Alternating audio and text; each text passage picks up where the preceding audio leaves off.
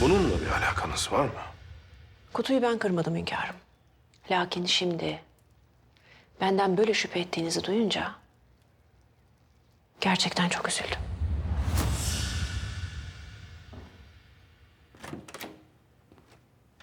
Sultanım. Hünkârım, Sultanım. Yorgun görünüyorsunuz. Uyumadınız mı? hayır uyuyamadım. Sanırım siz de yeterince dinlenemediniz. Sabah namazından sonra marangozhaneye geçtiğinizi söylediler. Herhalde Bedri Felek Hanım için hazırlamış olduğunuz kırılan mücevher kutusunu tamir etmiş olmalısınız. Hayır. Başka bir meşguliyetim vardı. Getiriniz evladım.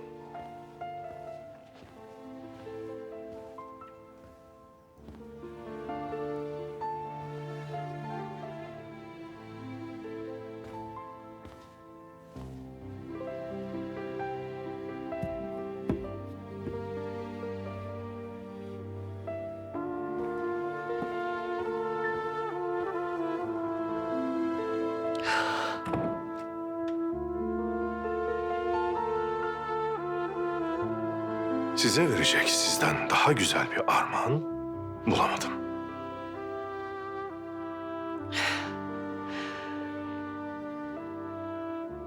Ne diyeceğimi bilemiyorum ben. Size ne kadar teşekkür etsem azdır. Çerçevesi üzerinde biraz daha çalışacağım. Aceleye geldi. Malum, bir an evvel gönlünüzü almam icap ediyordu. Sultanım, sizden şüphe ettiğim için beni bağışlayabilecek misiniz? Belki bir hizmetli temizlik için gelmiştir. O kırmıştır.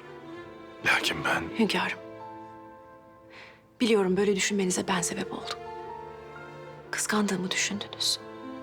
Doğruyu söylemek gerekirse içimden ufak da olsa bir kıskançlık geçmedi değil.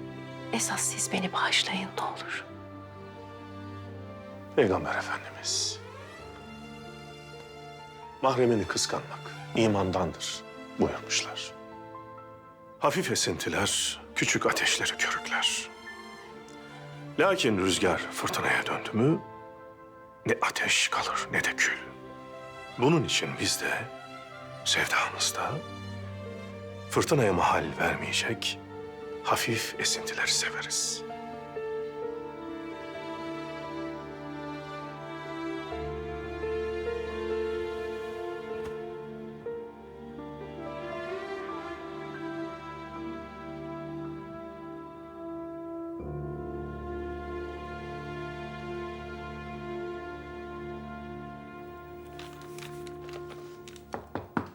Gel.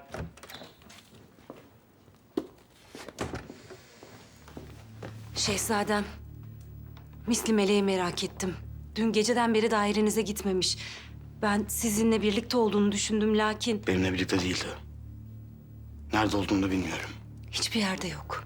Sarayda da değil, muhafızlara sordum. Dışarı çıkmamış. Kimseye görünmeden bir yere gidemez. Nereye gidiyorsunuz? Vakit geç olmadı mı? Seni alakadar etmez.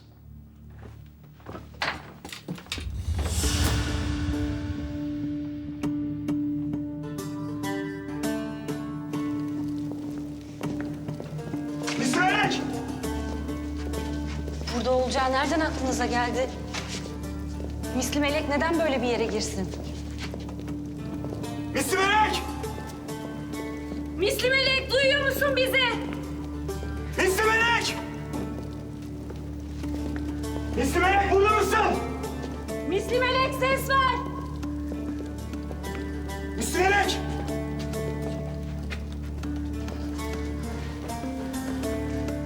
Yanılmamışım. Buradaymış. Şehzadem kardeşim. Merak etmeyin. İsmelek!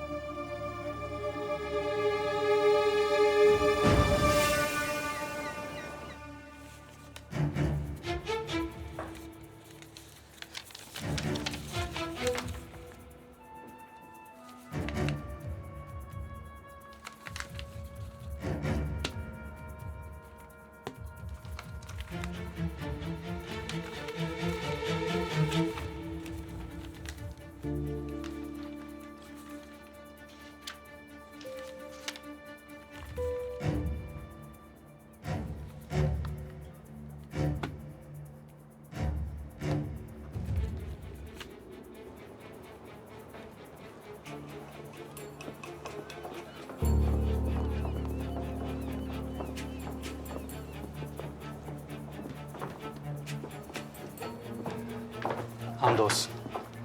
İşte Pak ve dipdiri bir İslam şehri. İslam şehrini görüyoruz ama bizi bütün azametiyle kadim kilise Ayasofya karşılıyor. Ayasofya İslam'ındır.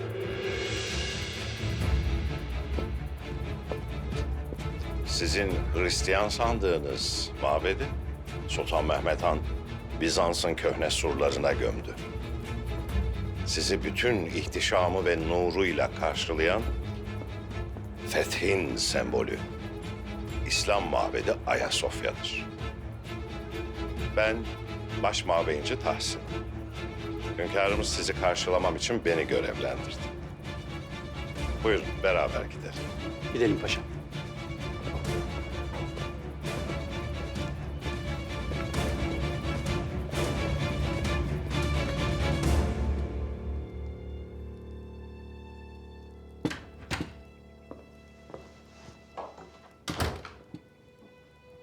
Aa.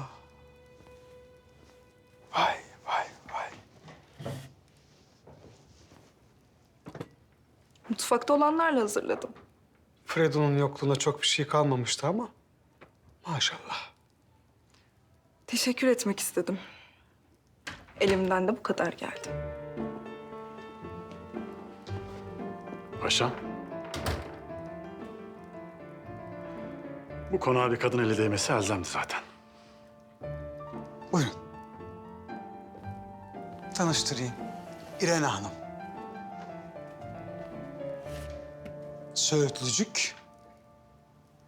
Meyyid Efendi. Meyit, Neden meyit diye sorma. size afiyet olsun. Ben gidiyorum. Müsaadenizle. Nereye? Karakola. Teslim olacağım. Sizin söylediğiniz yere Kızıl gidip baktı. Evde sadece yatalak bir kadın varmış. Adam da ölmemiş. Merak buyurmayınız. Ayrıca siz kendi iffetinizi korudunuz diye suçlu olacak haliniz yok ya. Sizin gidecek yeriniz var mı acaba? Yok. Ama bulurum ben. Müsaadenizle. İrene Hanım. Neden bizim konakta çalışmıyorsunuz? Hali hazırda Fredo'muz da hastanede yatıyor. Yani en azından o çıkana kadar. Vallahi iyi olur. Yani her sabah böyle kahvaltı yapmak iyi olur. Baksanıza Can Efşa Hanım'ız da kalın diyor. Peki. Misli Melek! Burada. Misli Melek. Misli Melek. Misli Melek. Misli Melek. Misli Melek. Misli Melek. Misli Melek. Şehzadem. Merak etmeyin. Nefes oluyor.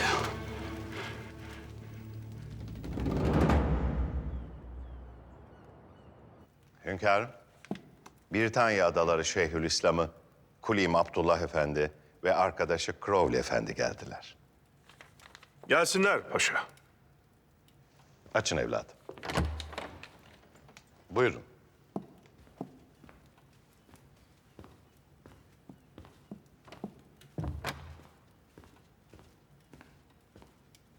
Buyurun. Buyurun.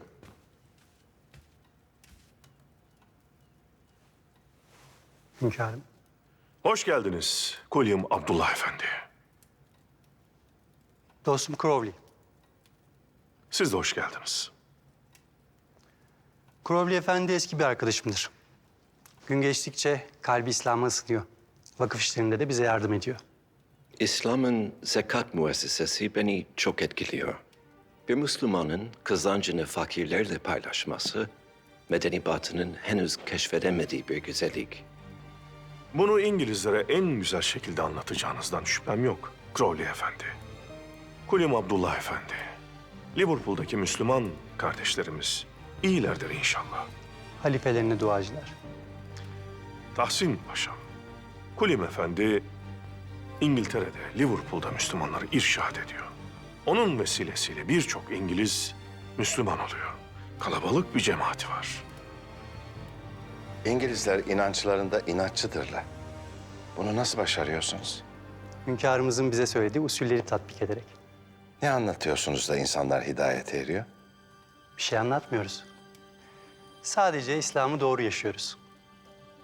İngilizler sözünü tutan, adaletli, insanı ve kainatı seven Müslümanları görüp etkileniyorlar. Bizden İslam'ı anlatmamızı istiyorlar ama biz anlatmak yerine yaşıyoruz. İslam'ı anlatan kitaplar yazıyoruz. İngilizler pazar günleri kiliseye gitmeye alışıklar. Camimizde pazar günleri ilahiler okuyup zikir çekiyoruz. İlkin İngilizlere ilginç geliyor ama kalpleri huzur bulunca İslam'ı araştırmaya başlıyorlar. Maşallah, maşallah.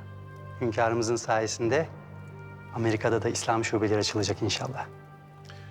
Amerika'daki işler nasıl gidiyor? Hünkârım özellikle siyahiler arasında İslam alaka buluyor. Amerikalı kardeşimiz Muhammed Webb Efendi'nin de selamları var. Aleykümselam. Ona yardım için birilerini gönderecektiniz. Gönderdim hünkârım. Cami açmak için çalışıyorlar. Sizin de yardımınızla açılacak inşallah. İnşallah, inşallah. Hünkârım, Afrika'ya bir ziyaretim olmuştu.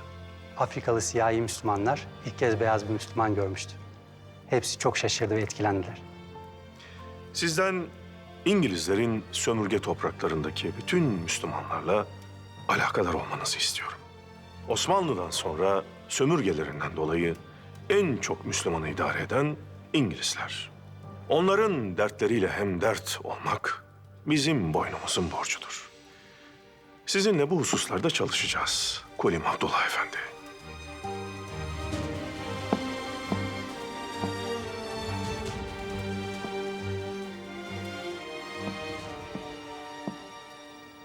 Abdülhamid'i ve hanedanını ortadan kaldıracak kusursuz bir plan. Ama çok zor. Birlikte yapacağız Luka. Limanı neden istiyorsunuz? Suikast için getireceğimiz malzemeleri limandan sokacağız. Fehim Paşa'yı limandan uzak tutacaksın. Bunu nasıl yapacağını biliyorsun. Fehim Paşa bugün kaybetmeye başlayacak. Ne yapacaksın? 2 adamı hastanede. Yaralı. İşlerini bitireceğim.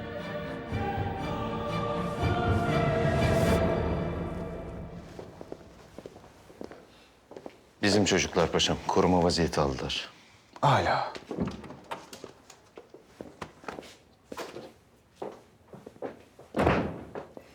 Can Efşanlar, ne yapsak acaba? Sizi tekaüde mi ayırsak? Paşam, emekli olmaya yaşımız yetmez. Abu'yu bilmem ama ben daha 30 yıl, 40 yıl çalışırım paşam. Abu, mermin senden daha inatçı çıkmış. Çıkartamamışlar. Aha burada paşam. Vallahi madalya gibi taşırım artık. Ne yapsak Fredo? Paşa mı yapsak Abu'yu da? Hastaneyi iyice karakola çeviririz.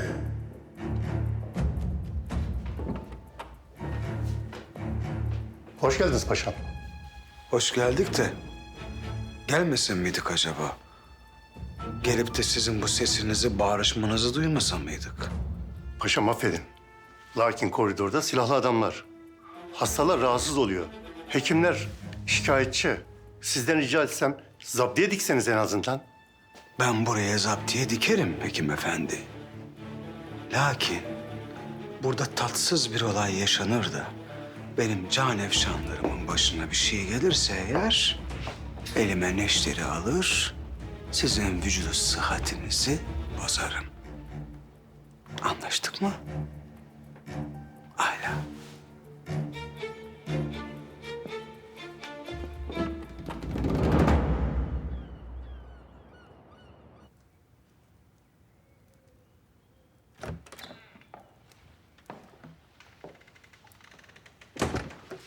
Şahibe.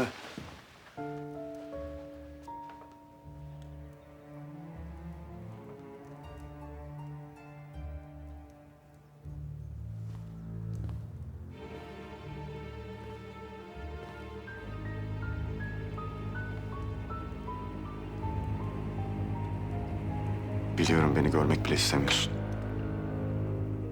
Varlığın bile rahatsız ediyor seni. Farkındayım. İstediğin vakit hünkârımızla konuşmaya ve buradan gitmeye hazırım. Lakin Vasfi Paşa ile Hatice Sultan'ın izdivacı bozulsun istemem.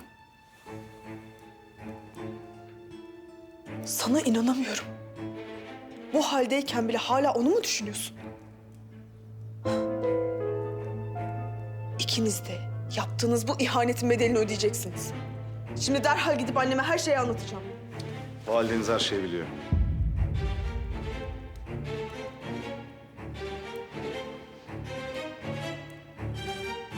Halanız da öyle.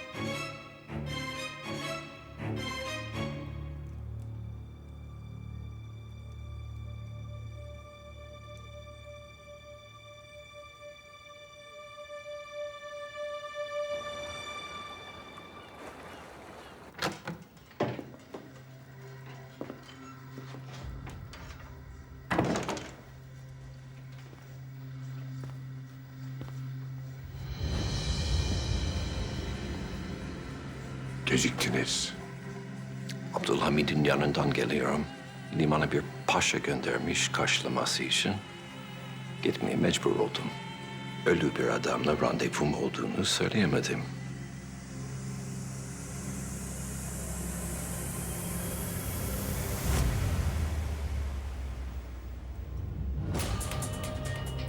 Mason olduğunuzu bilmiyordum.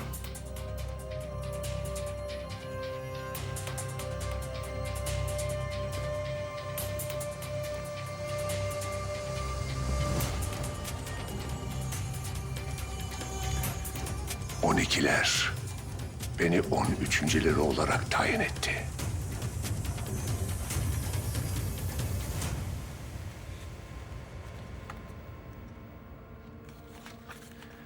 Neden beni çağırdınız? Burada büyük locayı kuracağım. Bir kişi eksiyiz. Ve siz bunu tamamlayacaksınız. Neden burada büyük loca kurmak istiyorsunuz? Siyasi olarak savaşımın sonuna geldim. Ne yapacaksınız? Abdülhamid'in ölüm emrini çıkartacağım. Amerikan Başkanı McKinley, locaya ihanet etti. Sırlarımızı ifşa etti. Rus suikast timi Amerika'da bekliyor. Neden?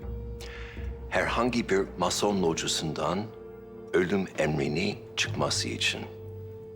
Ama ölüm kararını verecek cesaretli bir loca henüz çıkmadı. Kimden korkuyorlar? Başkan McKinley öldürülürse imparator avı başlar. Bunu kimse istemez. Ben ve kuracağımız büyük loca bu emri verecek cesarete sahip. Emri almak için de İngilizlere bir sebep vereceğiz. Nasıl bir sebep? Quillam, Abdullah. Abdullah benim iyi dostum. Onu bu meseleye karıştırmayalım. İnsanlar ikiye ayrılır Bay Crowley. Mason kardeşlerimiz ve diğerleri. Pekala. Ne istiyorsunuz? Abdülhamid ve Quillam Abdullah'ın İngiltere'de İslam'ı yaymak için kurdukları tertibi ifşa edeceksiniz. İngilizler bu ittifakın ne kadar zararlı olduğunu öğrenecekler. Siz de onlara güzel bir teklifte bulunacaksınız. Abdülhamid ölmeden zafer kazanamayacaklarını hatırlatacağım. Bir daha kadın. Efsun Hanım'ın sarayda kalmasına Hadise'nin vehameti için de karar vermiştiniz.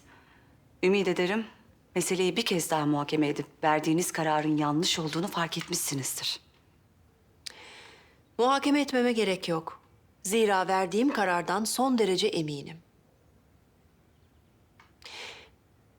Ben de bu konuşma isteğinizi, ettiğiniz lafların münasebetsizliğini fark etmenize yormuştum. Lakin Bidar kadın, haremin huzuru ve nizamından siz mesulsünüz. Buna rağmen Efsun Hanım'ı sarayda tutma niyetinizi anlayamıyorum. adil olmaya çalışıyorum. Handan Hanım'ın itibarımıza açtığı yarayı kapatmaya kararlıyım. O kadın burada olduğu sürece ne Mehmet Selim huzur bulabilir ne de ben. Müsterih olun. Efsun Hanım'la karşılaşmayacaksınız. Ben kendisini bu konuda ikaz ettim.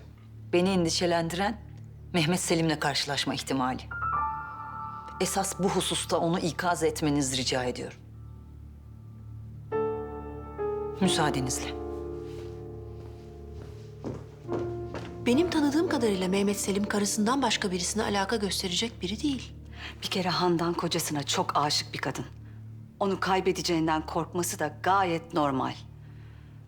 Hem bunu en iyi sizin anlamanız icap eder. Öyle değil mi?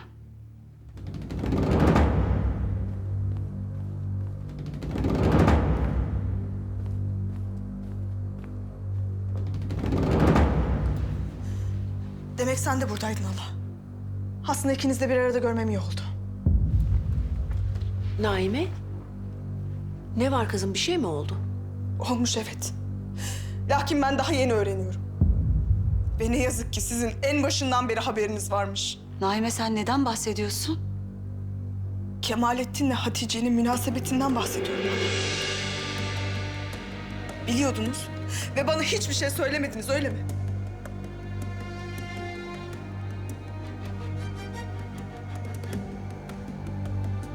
Demek doğruymuş.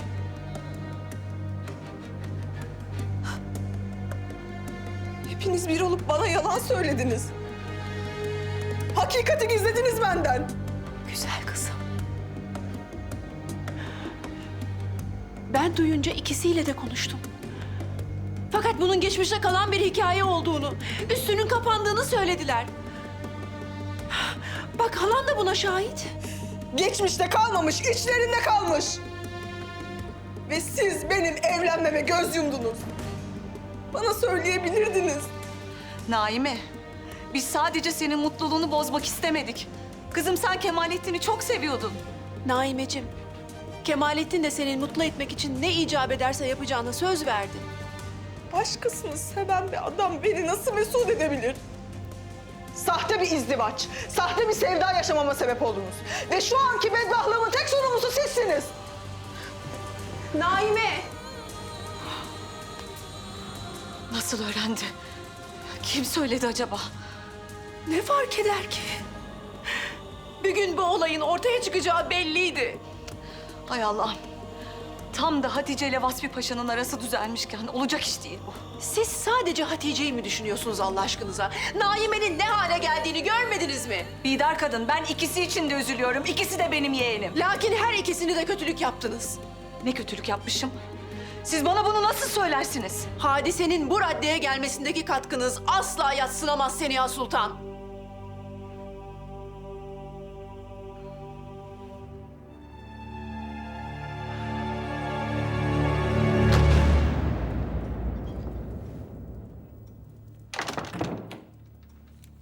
Bunu sen mi gönderdin?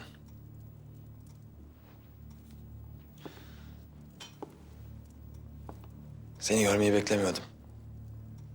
Neden?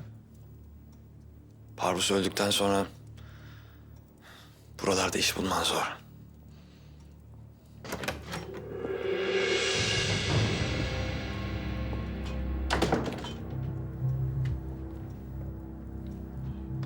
Vay Parvus.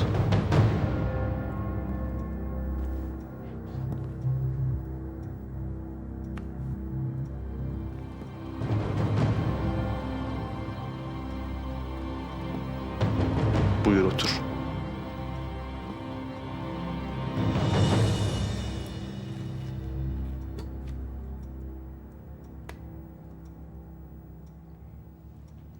Öleceğim. Ama düşmanlarımın elinden değil. Yatağımda, huzur içinde son nefesimi vereceğim. Nasıl kurtuldunuz o arabadan? Kaçışımı Luka ile daha önce planlamıştık. Ben sizi gördüğüme çok sevindim.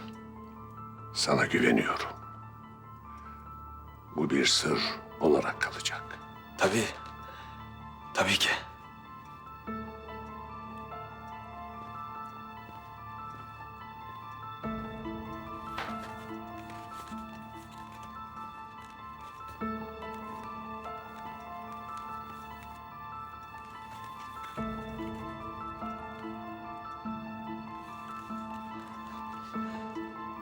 Bu benim masonluk beratım.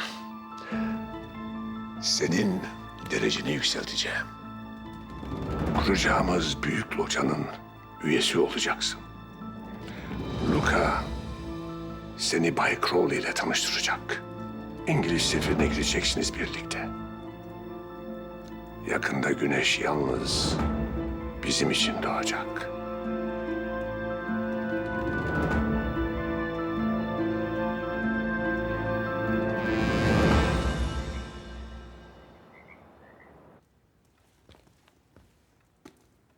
Saray memurları ile alakalı liste. İhtilal girişiminden sonra bazı memurları değiştirelim diye düşündüm. Hem yeni memurlar da alınacak. Belki değiştirmek isteyeceklerimiz olabilir. Teşebbüste sarayın içerisinde bir ihanet olmadı paşa. Şimdilik herkes vazifesini yapsın. Lakin siz yine de emniyet maksatlı bir soruşturma yapınız. Emredersiniz. Hünkârım, devlet dairelerine kalorifer tesisatı kurulmasını emretmiştiniz. Elhamdülillah hepsi tamamlandı. Âlâ. Memurlarınız size duacı. Hünkârım, saraya da tesisat kursak mı? Mabeyne, harem dairelerine. Önce milletinizi düşündünüz, hamdolsun. Ama devlet dairelerinin işi bitti.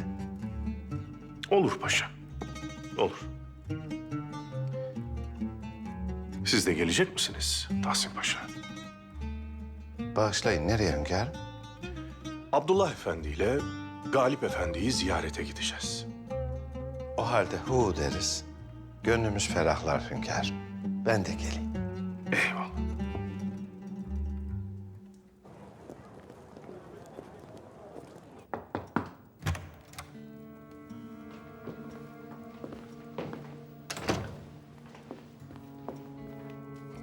Hoş geldiniz. Bize haber vermeden gelmenize üzüldüm. Sizi daha iyi karşılamak isterdim.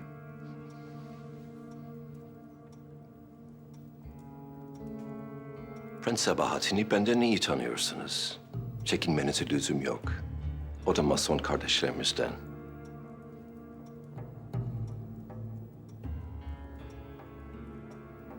Buyurun.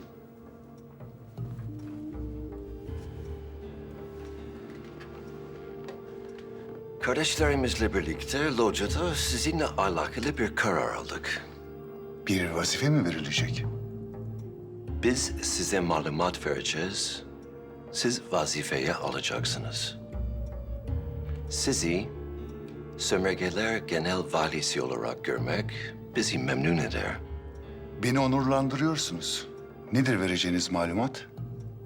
Abdülhamit'in Britanya adalarına atadığı Şeyhül İslam'ın ismi.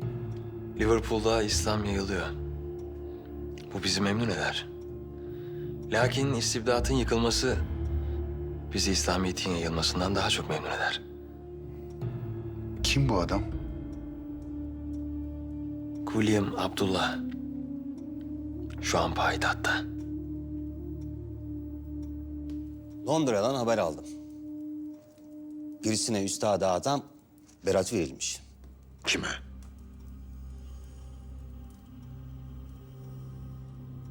Biz size verildi sanıyorduk. Hangi loca olduğunu biliyor musun? Hayır. Ama beratın verildiği kişi payitahttaymış.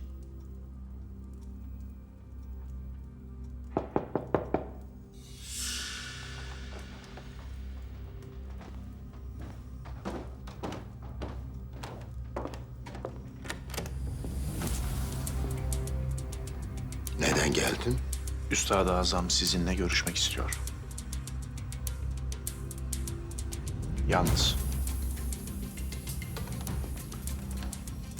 Kardeşlerim, toplantımıza daha sonra devam edeceğiz. Sizden müsaade istiyorum.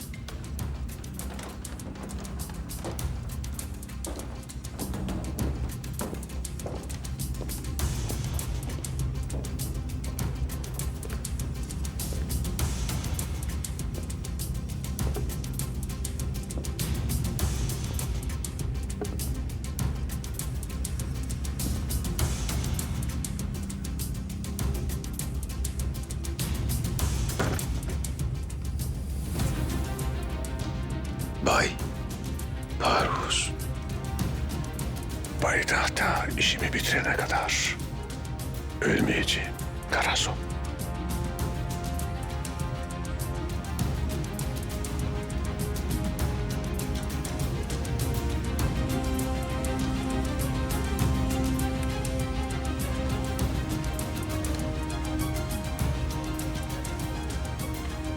Üstad-ı Azam siz misiniz? Payitahta büyük locayı kuracağız Karason. Üstadı olduğun İtalyan Mason locayı, büyük locayı kurmaya davet ediyoruz. Memnuniyetle kabul ediyorum biraderim.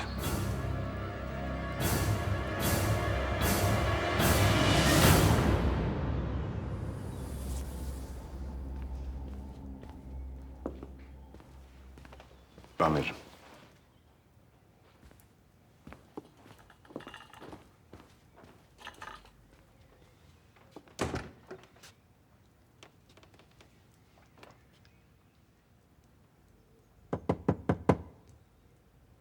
Naime, bak yemeğin geldi.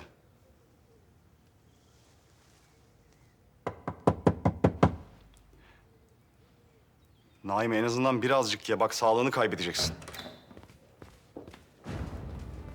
Sultanım. Naime. Naime aç kızım kapıyı. Aç içeri gireyim Naime konuşalım. Nasıl bir tedbirsizlik yaptığınızı da öğrendi Naime. Düğünden önce Naime Sultan'a bir itiraf mektubu yazmıştım. Onu bulmuş. Naime. Güzel kızım aç hadi kapıyı. Aç. Kimseyle konuşmak istemiyorum. Hepiniz kandırdınız beni.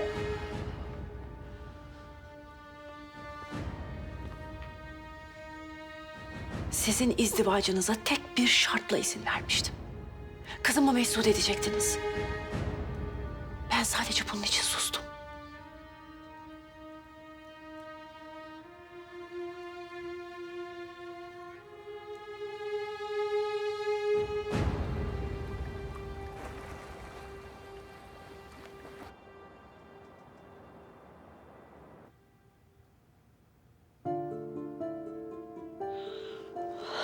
Allah'ım.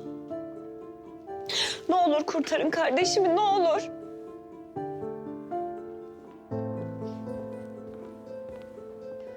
Sultanım. Nasıl vaziyeti? Panzehirini verdim sultanım. Beklemekteyiz. Allah'ım onu bize bağışlasın. Nasıl oldu bu hadise? Nerede olmuş? Sarayın altındaki dehlizde. Biraz daha geç kalsaydık ölecekmiş. Allah'tan şehzadem hemen buldu onu. Abdülkadir iyi bilir oraları. Ne işi vardı Misli Meleğin dehlizde? Peşimden gelmeye kalkmış olmalı.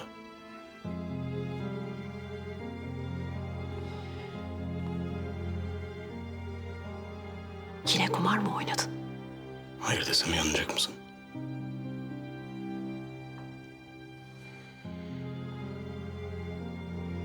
Hiç ağlama.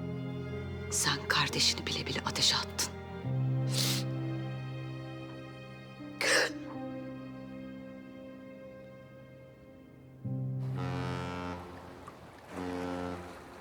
Vakti şerifler hayrola.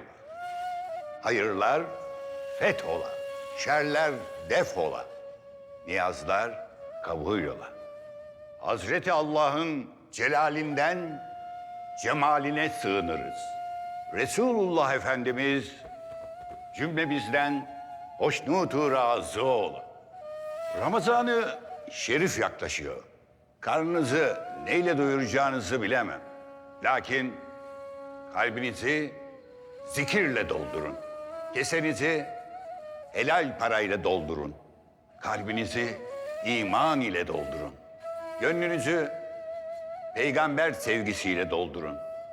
İsmail'i bıçak kesmedi. La ilahe illallah'tan dolayı. İbrahim'i ateş yakmadı. La ilahe illallah'tan dolayı. Hane mamur olur zikrullah ile. Nuh'u dalgalar boğmadı. La ilahe illallah'tan dolayı. Falemennehu. La ilahe illallah. La ilahe illallah. La ilahe illallah. La ilahe illallah. La ilahe illallah. Meded ya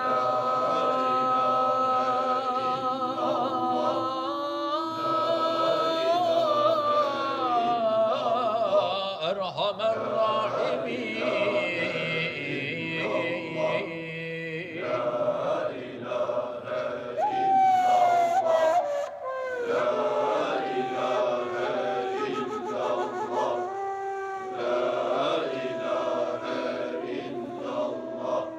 Tecellayı cemalinden Habibim nevbar ateş.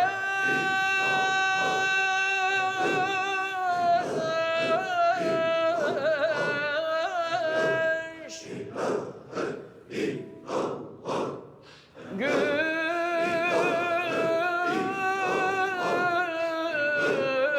ateş. Bülbül ateş,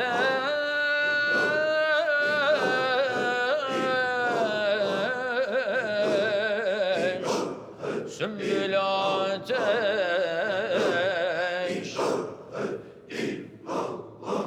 du ceşmim hoş yuvar ateş.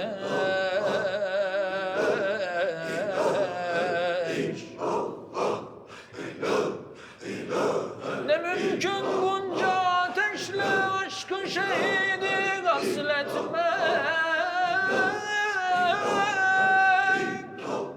Medet ya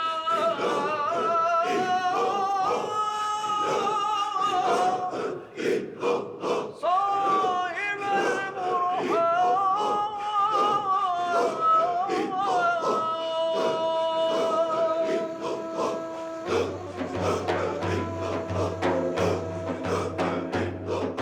Ey mihri laye zalim mehtab-ı müsteniri, envar-ı kibriyaya sensin yegane mazhar.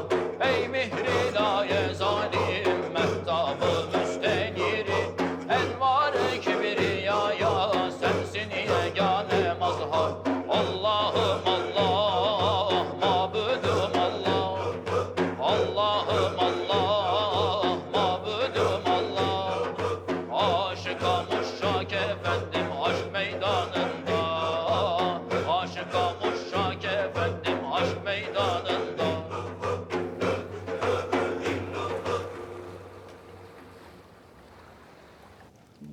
Audi, vide, take, dinle, gör ve ketum ol. Biraderlerim, payitahta büyük locayı kurmak için toplandık.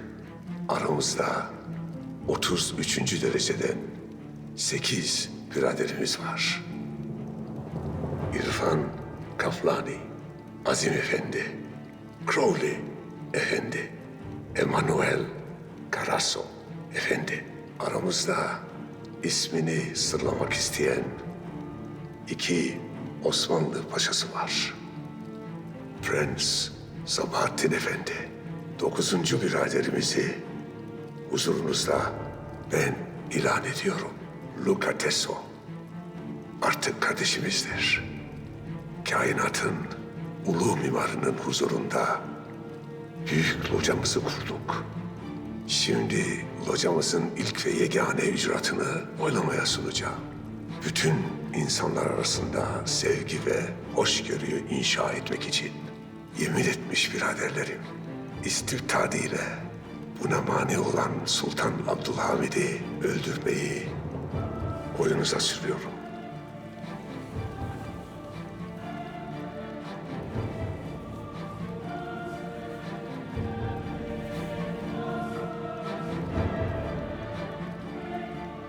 Yedi oya karşılık 2 red karar verilmiştir. Abdülhamid'i ortadan kaldıracağız.